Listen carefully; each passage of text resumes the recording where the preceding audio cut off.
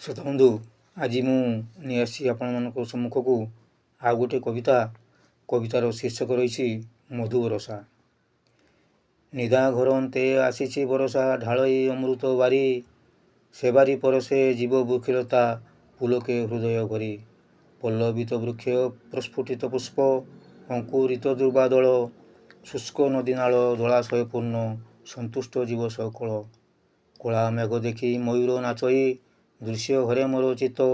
କଳା ମେଘ ସୂର୍ଯ୍ୟ ଢାଙ୍କି ଭ୍ରମ ଆଣେ, ସର୍ବଋଷି ଉପନୀତ।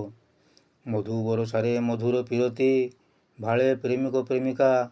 ବନ ପଡ଼ିଗଲେ ସଭିଏଁ ଜାଣନ୍ତି, ମନ ପଡ଼ିଗଲେ ଏକା। ଶୀତଳ ବାହାରେ ଖେଳୁଅଛି ଦୋଳି, କାଶ ତଣ୍ଡି ହିଡ଼ ମୁଣ୍ଡେ। ବରଷା ଋତୁରେ ଶସ୍ୟକ୍ଷେତ୍ର ଶିରି, ଦେଖି ଭାବୁକ ମୁଁ ଦଣ୍ଡେ। ମଞ୍ଚାରେ କାକୁଡ଼ି ଛଚିନା କୁନ୍ଦୁରି, ବାହାରେ ଖେଳଇ ଦୋଳି।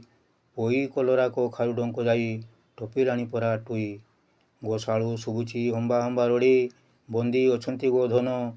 ଚାରଣ ଭୂଇଁଟି ଶୂନ୍ୟ ପଡ଼ିଅଛି, ବରଷା ଯେ ଘନ ଘନ। ନାଲି ଗୁରୁ ଗୁରୁ ସାଧବ ବହୁର, ଆହା କି ମଞ୍ଜୁଳ ତିଶ। ଛୋଟ କୀଟକୁ ଏତେ ଯତନେ ଗଢ଼ିଛ, ଧନ୍ୟ ମହିମା ମୋ ଈଶ। ନୀରବ ରାତିର ନୀରବତା ଭାଙ୍ଗି, ଝିଙ୍କାରି ଗାଉଛି ଗୀତ। ଉଡ଼େ ଖାଦ୍ୟତିକା ଆଲୋକ ଦେଖାଇ, ଚଳନ୍ତି ତାରା କି ମିତ। ସର୍ପ ଗ୍ରାସୁଅଛି ନିରୀହ ମଣ୍ଡୁକ, ଶୁଭେ କରୁଣ ଚିତ୍କାର। କର୍ଣ୍ଣେ ପଡ଼େ ଯେବେ କୋମଳ ହୃଦୟ, କାନ୍ଦେ କବି ପ୍ରାଣ ମୋର। ସବଳେ ଦଉଛି ଦୁର୍ବଳେ ଯାତନା, ସୃଷ୍ଟିର ନିୟମ ଏହି।